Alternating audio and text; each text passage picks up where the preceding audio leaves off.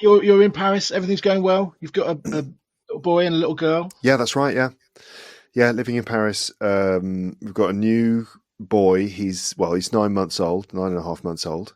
Yeah. He's fine. And my daughter's 6. So yeah, I've got 2 little French children. Wow. I put one of the questions was, would you ever include your? And then last night I watched a video with you in which you had. I watched your hitting 1 million subscribers video. Yeah. Featuring your children at the breakfast table. Yeah, that's right. So I don't actually have them. I never actually have them on video. Yeah. So my daughter's the one who's been on the podcast the most, and yeah, sometimes I'll just record 10 minutes of stuff with her, and she'll come out with some pretty funny things. Yeah, but it was delightful. Yeah. There's that Adam Buxton thing he did with his daughter. Do you know that? The Princess, yeah. Well, he's talking about Princess Leia's outfit in Return of the Jedi and saying, "Don't you think this is a bit?" And she's like, "No, I think she looks really great. If she wants to wear that, why not?" He said, but so she's totally, he's trying to be all feminist about it, and she's just like, "No, I think she looks fantastic. Sexy. Yeah, what's wrong with being sexy?" Exactly. Well, that is another thing. God, I'm sorry, Luke. This is going to be difficult because I've got so much to talk to you about. Mm-hmm. But I watched. I also saw you refer to last night that you'd done a whole episode on Spinal Tap, so I'm going to have to go and watch that. Yes, that was with my brother. Yeah. We talked for about an hour and a half, and still didn't cover nearly as much as we should have done. Yeah, it can get too much, can't it? I remember when I was about 25, working in a sort of office job before I became a teacher and anything like that. And like sometimes there's for you and your friends, it is just the next line you say. So if someone says this, you must say this. Yeah. And I was in quite a sort of, serious meeting, and someone said, puts everything into perspective there, doesn't it? Before I could stop myself, I said too much fucking perspective. And then there was this sort of stunned silence. Swearing was not appropriate at all. And I was like, oh, sorry. It's like sort of, it's just like the response in mass or something. You just have to say the next line. And they were like, sorry, what? What do you... First of all, the swear word was inappropriate. Secondly, what does too much perspective mean? What do you mean, Martin? Yeah. Marvellous. Okay, sorry. Gosh. It's okay. Okay. I'm thank you ever so much for doing this, Luke. It's very, very good. Yes. No, it's a pleasure to be interviewed. Yeah, it's nice. So we'll have to talk later about what we'll title this. You're going to be the YouTube superstar, the YouTube teaching EFL guru. Well, I don't know. You're too modest to say. Did you just say you've got 15 million subscribers? No. 1 million. Wow. 1.1. 1.1. Oh, is that all? Oh, yeah. Wow. So congratulations. The 15 is, that's a lot. Not that many people have got 15. But no, 1 million, yeah. It's crazy, amazing. Isn't it? Yeah. And then I watched that video last night. You got 1 million in February. Yes. And now you're 1.1 million. So, I mean, I have problems with the word exponentially, but it seems that's you go along like this and then just rockets out, does it? Yeah, well, I don't know really. It's hard to work it out. But so I did years and years without doing any video stuff. Well, actually, to be fair, right at the beginning, I did a few videos where I went out into the street and interviewed some people about what it's like living in London, and those did quite well. But then for ages, I didn't do any video stuff because I didn't have the computer for it. Didn't have it's just like doing long videos takes a lot of space and a lot of memory, and so I didn't do that for ages. And then I got a new computer and was able to do it, and started basically videoing myself while doing the podcast, and then worked out that I could record my screen. So I could put text on the screen and sort of read from stories or just read from notes I'd done already. And so you could have me and some text. And for learning English, this is kind of a big deal because, everyone wants subtitles, but that's an absolute nightmare to create subtitles. I don't know if you've tried to do that for your show. No. But you end up using like speech to text software. A bit like Google automatic subtitles. And then you've got to do a lot of editing. And it's just a huge pain in the ass to kind of fix all the little annoying mistakes it's made. And so I can't be doing with that. So writing out some text in advance and having it on the screen and reading from that text sort of worked for me. But yeah, so when I started doing videos again, then I kind of picked up a bit of traction. But it's really just a few certain videos that really kind of gained me all those subscribers, I think. And it's ones where I do a story, I kind of read a short story and then explain all the language in it and stuff. And those are the most popular ones, and they tend to do very well. And so I've probably picked up a lot of subscribers through that. And then the rest of my content is basically just disappointing them every time, where they're like, sometimes I'll do some other episode and there's people in the comments writing, please do another story episode. It's like, okay, it's obvious that it's obviously what you think of my other output. So yeah, it's a pretty weird one. Plus, obviously on YouTube, you get this number of subscribers, but not every video that you put out gets that number of views. The way that the platform behaves is very strange, and the algorithm is a mysterious thing, you know. Yeah. And have you run any analytics on the type of viewer stroke subscriber? So do you know what people are, or what type of people are following you? Yeah, so it's mostly in terms of age group. It's like the sort of the peak is just in the age group below me, and sort of my age group and just slightly younger tends to be my demographic. Probably just because those are the people who are mostly on YouTube. But I've got people who are kind of teenagers, people who are older. And it's a roughly equal split between male and female, slightly more male because there's probably just more, guys using YouTube as a platform. It's probably quite a male, oriented platforms somehow. And yeah, I get also details about where people are from. So the countries, and it's very, very varied, very diverse. And the podcast too, similar story. If it's a pie chart, it's not dominated. There's not one big single piece. It's like a pizza that's been sort of shared among about sort of 90 people. Yeah. I love pizza, but I don't like sharing. No, just keep it. Just keep it. Yeah. Especially not with 89 other people. Yeah, exactly.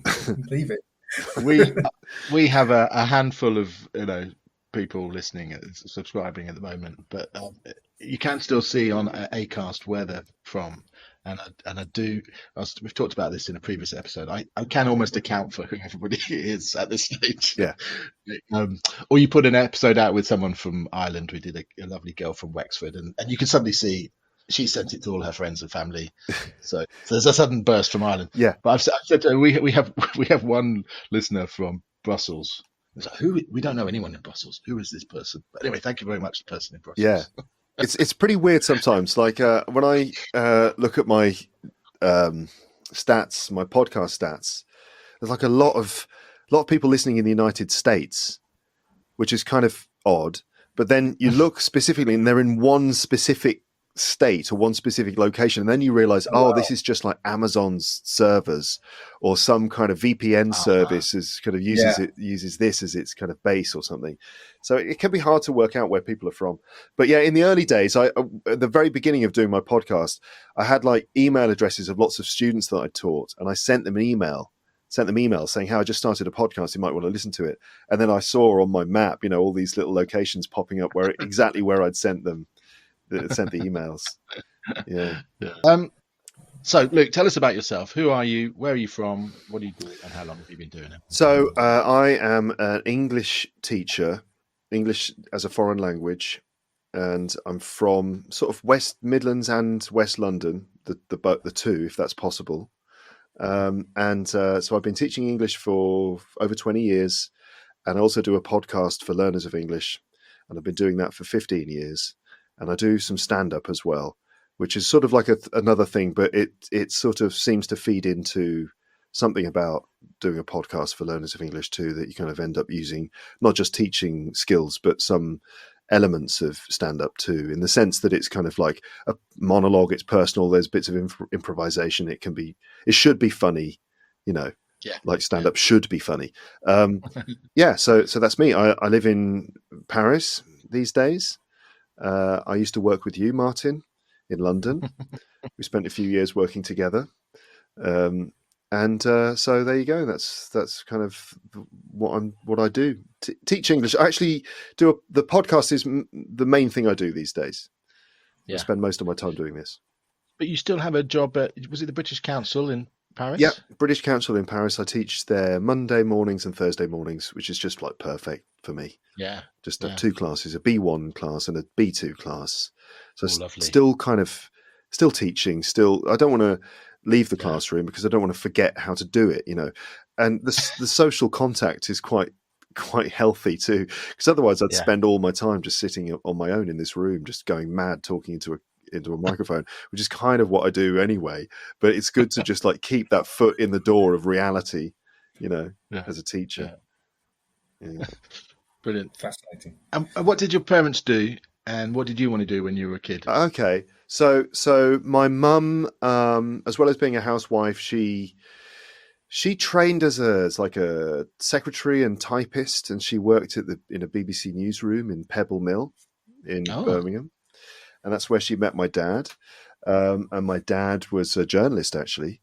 Like you, Andy, broadcast journalist. So he worked for many years for the BBC. He was like foreign news editor for a while, working with people like Brian Barron and who were some of the other guys that used to work with, Martin Bell, exactly, yeah.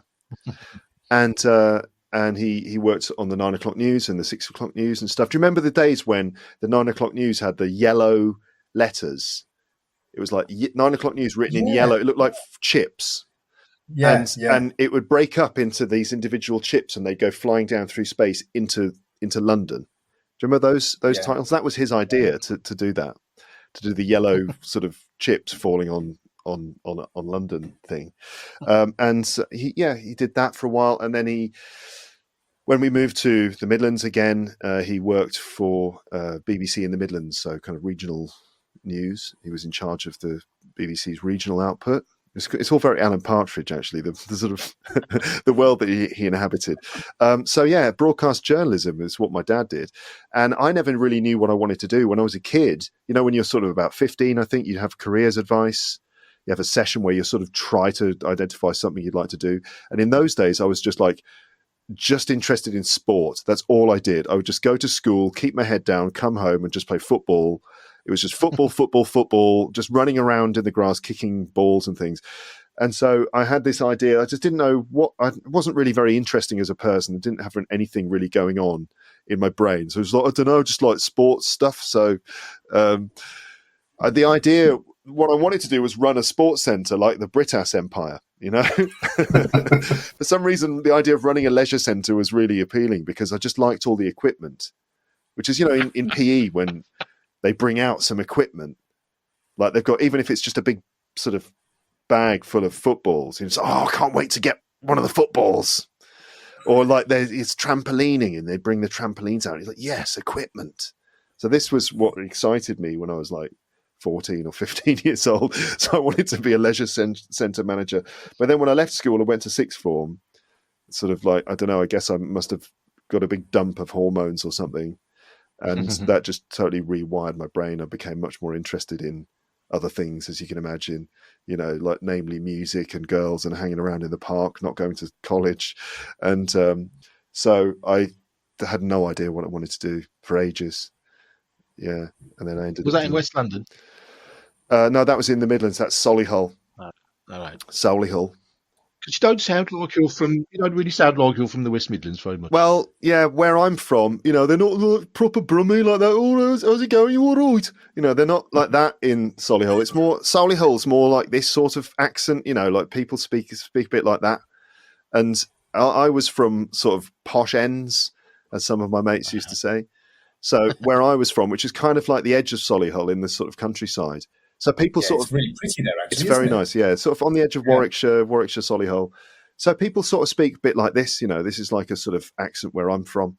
Jasper Carrott lived just up the road, but he's not from there anyway. He's from the Black Country. So, but yeah, I don't really have the accent. Plus, I think teaching for years has kind of eradicated it. Anyway, any trace. Every now and then you can hear a trace of a sort of a West Midlands accent coming through slightly. I was going to say, with your children, I mean, presumably they are fully French speaking, right? And English is a second language. No, I think that so my son doesn't really speak yet. I mean, he says "baba," and no one understands what that means. But my daughter, yeah, is completely fluent in both, and so we've always tried to make sure that she was bilingual. She goes to an international school where she has lessons in English and in French, so she's pretty much solid in both languages. Thank goodness. It's kind of like a really important thing for us that she is like an English native speaker as much as that's possible. I thought there was a little twang of American in her accent. Yeah. Sometimes that must be an international school, maybe. Yeah, some of her mates are from America, so she's got like this kind of interesting American accent. She sounds like she's from New Jersey sometimes. So she's obsessed with horses and unicorns, but she doesn't call them horses. It's not a horse; it's a horse. Horse, right? So, Daddy, you're a horse. I'm like, I'm a horse. All right, and she says, Daddy, you're a horse, and I'm a unicorn. It's like the most adorable thing. I don't know where this sort of this New Jersey accent's coming from. I don't know. She's been watching James Gandolfini movies or something. Yeah. I don't know, but some of her friends, have American. So she's got this interesting sort of blend of like American parents say that she's got a British accent, but then I can definitely hear bits of American. But sometimes it shifts. It's quite fascinating. Yeah. So with the podcast, you started 15 years ago. Yeah. Can't have been much competition around at the time, right? Things have you were a pioneer in producing this. Yeah, there wasn't really that much competition. Which is probably the reason that I've got to the position I'm in, to be fair. Like if I'd started these now, no one would care, but I just got a head start on everyone. I think that's the thing. Not a lot of competition, and also no industry to speak of, no podcasting industry. The kind of infrastructure of podcasting wasn't really in place. These days there are like loads of hosts, loads of everything. It's like really sorted. But back in those days, it was a lot more undeveloped. I was with a platform that clearly wasn't really prepared for a large expansion in terms of audience, because I got to the point after a couple of years with this host where I was using so much bandwidth. They were like, they emailed me like, you've exceeded your bandwidth again, and I'm afraid. Like, it's almost like they hadn't accounted for this amount of bandwidth. And they're like, it's going to cost you like $459 a month in your current. I was like, what? So I had to get out. I've moved host lots of times now. That's kind of how I started. Yeah. Amazing. Is Andrew with us? I can't see. He's frozen. I'm here. Yeah. Oh, okay. I thought you were having a little sleep. No. Your video's frozen. It looks like you're just having. Yeah, I'll just have a little. Oh, right. Okay. No, I think that just happens sometimes. Let me get back into. Turn it off. Turn it on. Turn it off and turn it on again. It's usually. That is always. It always works, but no, that's kind of. There he is. No, it freezes. I think you're coming back. Really? Can you hear me? Now you're just a black space. It's a blank space. Okay. All right. Oh well, we'll imagine you lurking in the dark. It's like we're. Good. It's like talking. It's like during our conversation, Martin. It's just like the that thing from 2001: A Space Odyssey. Just standing there. The monolith. It's part of my dramatis personae. I start off in full light, and then gradually I just go and recede into the dark. I find it gives my questions more impact. So I have got a question for you. So you mentioned earlier some of the requests you get for stories from your listeners. So are there any other, I guess, bizarre or amusing requests you've had? Unusual requests. I mean, I get a lot of emails basically just saying, please teach me English. I want British accent. I just get these sort of one-line emails from people who just like out of pure desperation, it seems, are emailing me, which is interesting, slightly sad even, but I don't know, interesting. I don't know, not that many really in terms of. Are you able to? Do you get to read all the emails, or is there too many? Yeah, I tend to read them all, I think, but then for this, because the invitation for this video went into my spam. And I briefly went into my spam to find this, And then I realised there's loads of other emails from listeners who got like spam. So apparently there's even more than I knew. But I tend to read them all, but I can't reply to all of them. Sure. Yeah, and sometimes I do reply like a month later or something. Yeah. So with 1 million plus subscribers and all those hundreds of thousands of downloads for every episode or whatever, you must be sort of little bit famous everywhere in the world. A little bit, yeah. So do people come up to you in the street, and does that happen? Occasionally, yeah. Not so much in Paris, because for some reason in France the podcast is not such a big deal. Like the French are just like, non, c'est pas possible. You know, like I don't know, like podcasting isn't yet as big as it is in some other places. So I tend to have a bigger audience in other parts of the world. But so in airports, I'll often get recognized in airports, and someone will just come up to me and say, "Oh, are you Luke?" But in fact, yesterday I went into my local like cafe restaurant place where I often pick up lunch, and as I was approaching the restaurant, I could see through the glass. This girl was in there, and she saw me, and she stared at me, and she just stood up like this as I walked in. She was like, "Sorry, are you Luke?" I was like, "Yeah, I am." Her mind was completely blown. You know, she's like, "Yeah, what are you doing? What are you doing here?" So yeah, occasionally I do get recognised. Yeah, which is pretty funny, pretty weird. But not to an annoying level. No, not at all. No, no, it's fine. Look, you're still teaching to keep your hand in and interact with humans. Has, I guess, the podcast changed your approach to language learning? What have you learned, and how has that changed your original profession?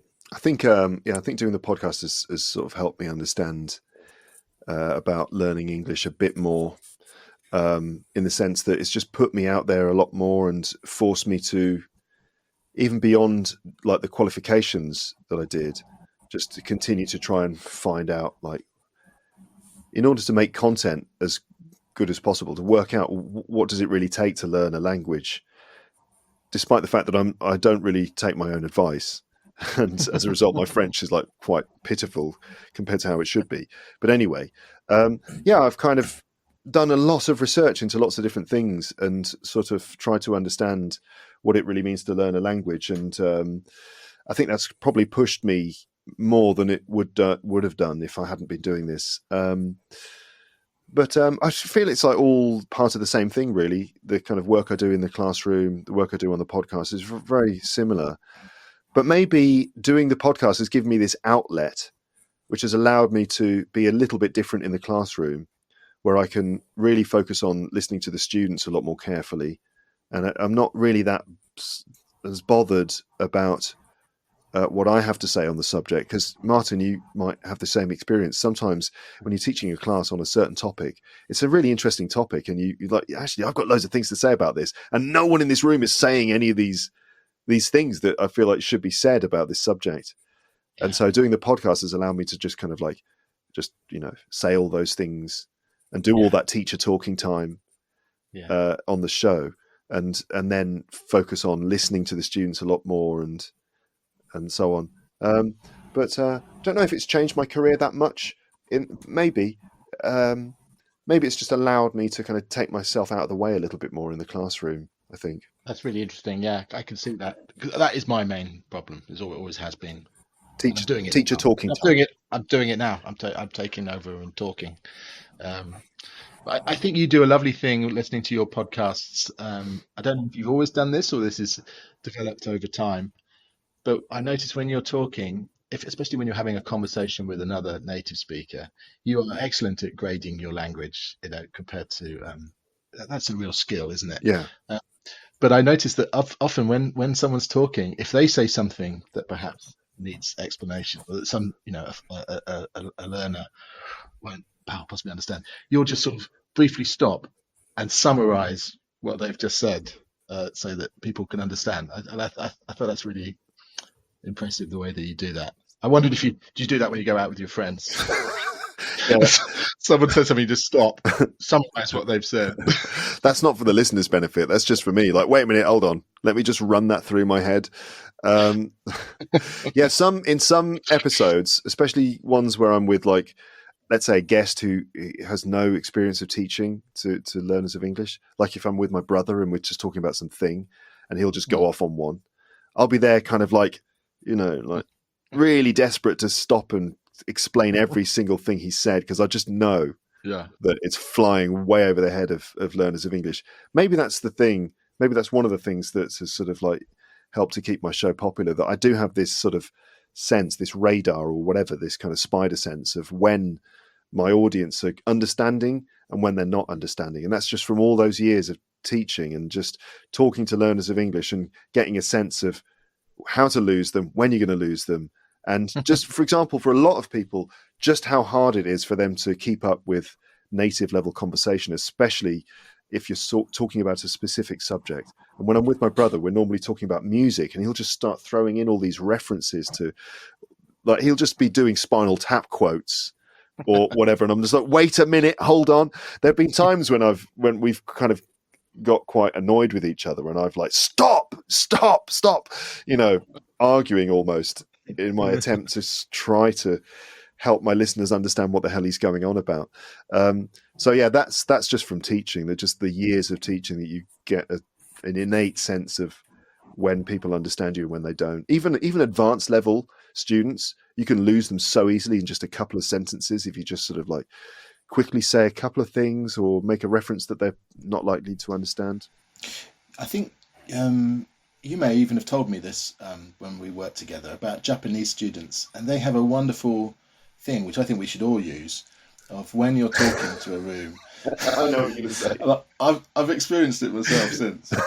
And they all suddenly tilt their head to one side, and that means I've lost you. It's very handy. When one student does it, you go, okay, well, I need to talk to you. Yeah. When the whole room does it, I really explained that badly. Yeah. It's like turn the head to one side, intake a breath, and then like I've had so many funny, because I lived in Japan, right? Yeah. And so I've spent a long time sitting in front of like small groups of Japanese people, like 2 or 3 people, 4 people or something, and just observing the way they behave and the way they react and how, what happens when they don't understand something. And they can't say that they haven't understood. So I remember, like, one funny example was in London. So this is with other nationalities in the classroom too. There was a Japanese guy, and I was like, it was his first day. I was like, okay, great. What's your name? Okay, fine. Jun or whatever. Where are you from? And he said, Nagano. And I was like, right. Where is Nagano? And he went, location, like that. And, he didn't say where it was. He just went, location, location, which is now like a kind of a catchphrase in my house. Whenever anyone says location, then everyone has to go, location, location, which is a funny way of him saying, sorry, I can't explain where Nagano is. I can't say it's like an hour to the south of Tokyo.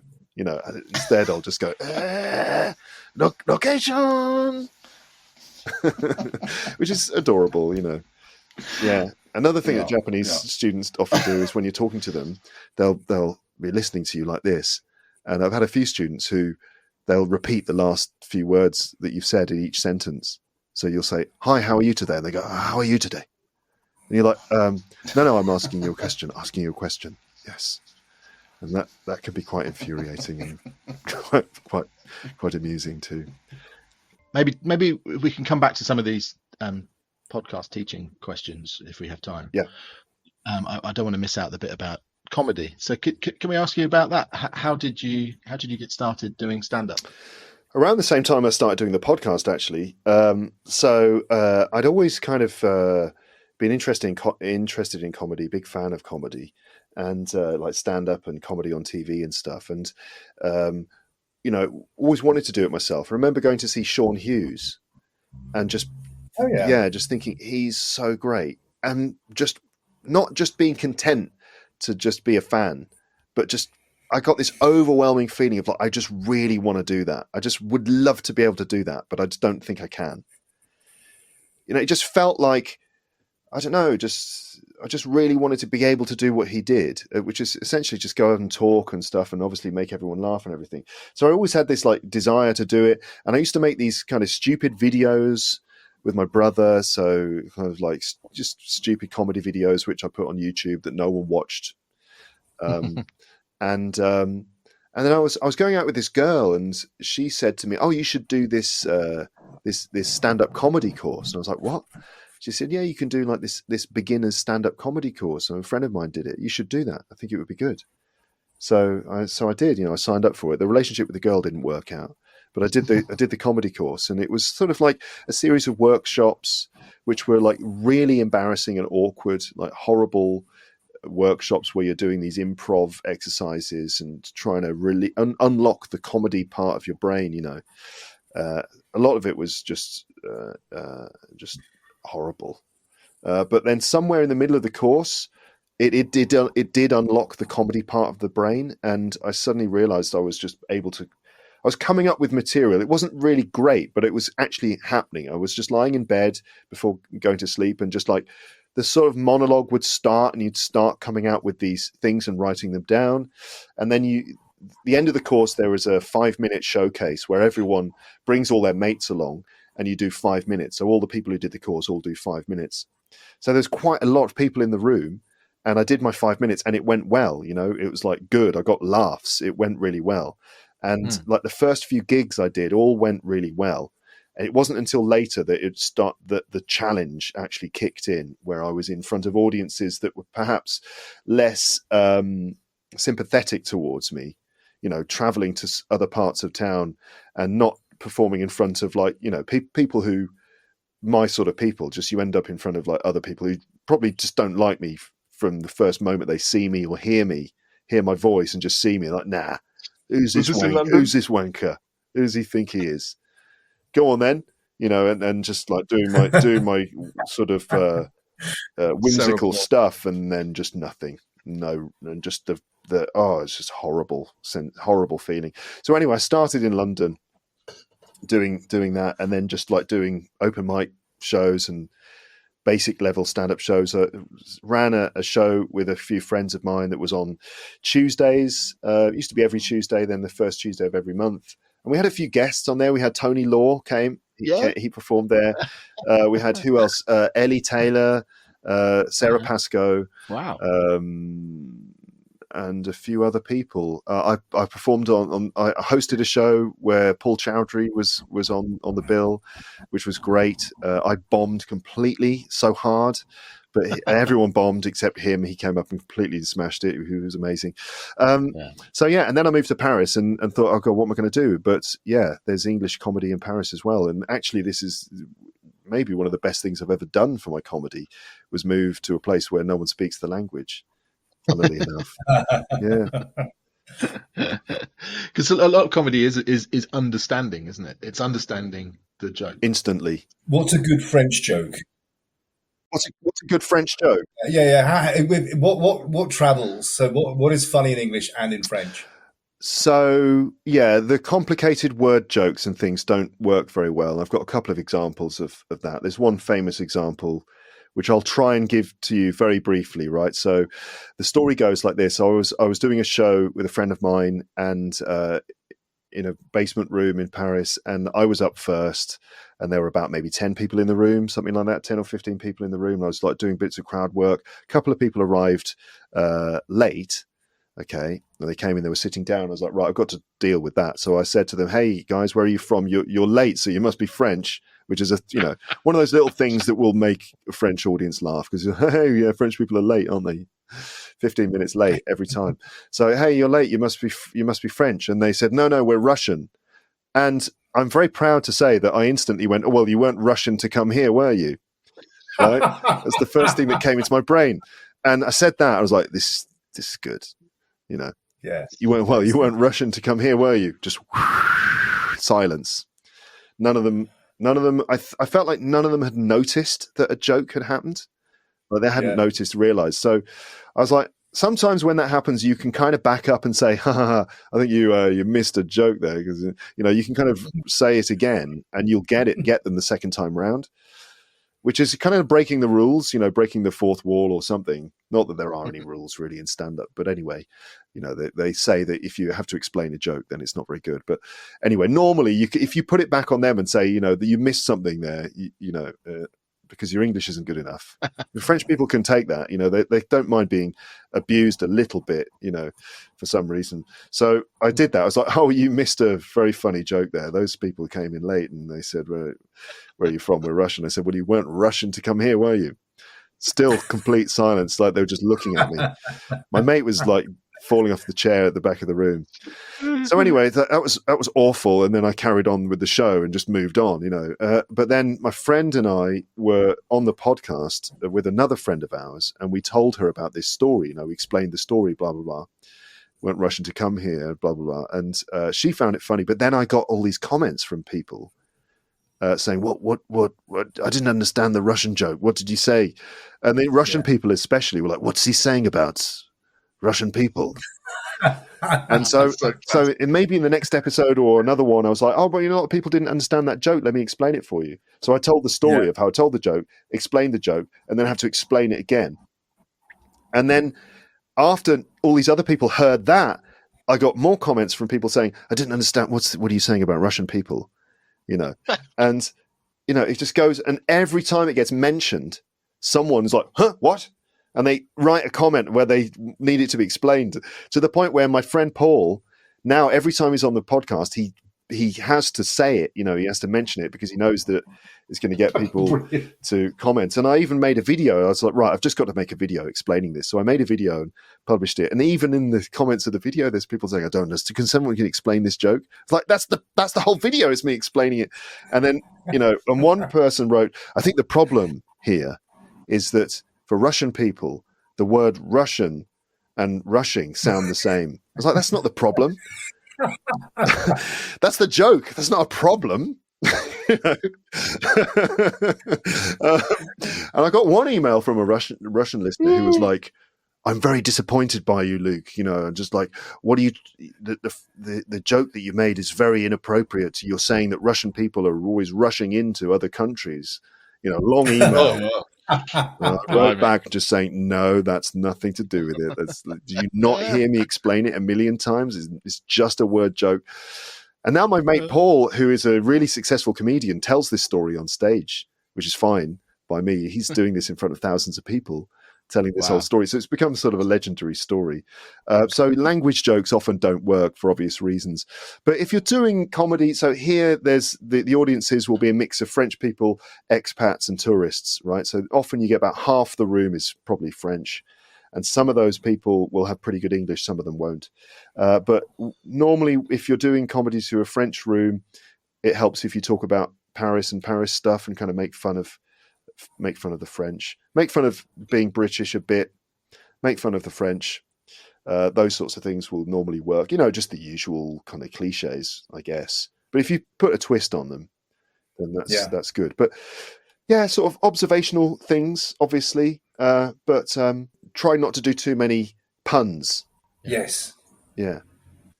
Can I share a pun with you? I'm hoping that you can do something with this. And let me caveat it by saying no one's ever laughed at this. So it's where the clever horses go. I don't know. The hippocampus. Ah. Yeah, exactly. And hippocampus, yeah. And but I've always I made it up for the kids, like when they were little, and they didn't laugh, obviously. And I've tried it on loads of people, no one's ever laughed. But I think there's something in there. You've got the expertise. You should be able to do something. But horses and hippos, though, they're different animals. But hippo is Greek for horse.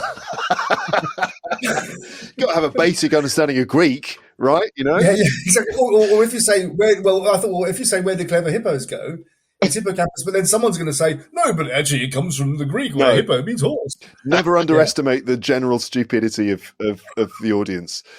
Where the clever elephants go, the hippocampus. Where do clever horses and large, dangerous, I don't know, how do you describe them? I don't know. Yeah, I don't know how you could, but hippocampus is definitely a good it's a punchline, isn't it? But Luke's already sorted it. He said that you just change it to hippo, and then it works. But then you got hippo comedy in the setup genius. and the punchline. That's not, you can't do that. Yeah. Where do clever hippos go? The hippocampus. You've taken something away from it. You need to say, where do clever blah blah blah, some other word for hippo, or at least I don't know, like African animals. Where do clever water dwelling large mammals? It's quite a long. Where do water dwelling large African mammals go when they're clever? Where do they stay? At which point half the audience have already left. The time you get to the end of the line. I was swimming across the Zambezi, and everyone was on the embankment saying, "Oh no, don't! It's very dangerous." And I said, "No," and I was pointing my watch, and I got to the other side. They said, "Oh, didn't you realise it's a very dangerous river? Well, it's full of dangerous animals." And I said, "No, but I know that between 11 and 3, they go to the hippocampus." Okay. All week. More work needed. There's something there. There's something there. Yeah, you need to workshop it, maybe. Yeah. Kind of what you're doing now. Sorry, I digress. Yeah, I've got one final question. Which aspects of what you do you most and least enjoy?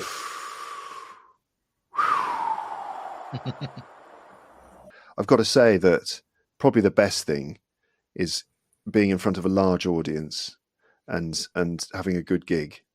It's hard to beat that. Even though the podcast thing is great because I can just be at home and just in the comfort of my room here and just do something. And if I know it's going well, that's a very good feeling. And I put it together and publish it, and then it gets a good response. That's fantastic. But the instant response you can get from a quite a large audience when you do comedy, that it's hard to beat that because like time slows down, the rest of the world fades into the background. It's just you on that stage, and that's really great. So that's got to be the best thing, which is similar to doing a good podcast recording. The worst thing, sometimes it's dealing with just sort of stupid comments that you get on social media.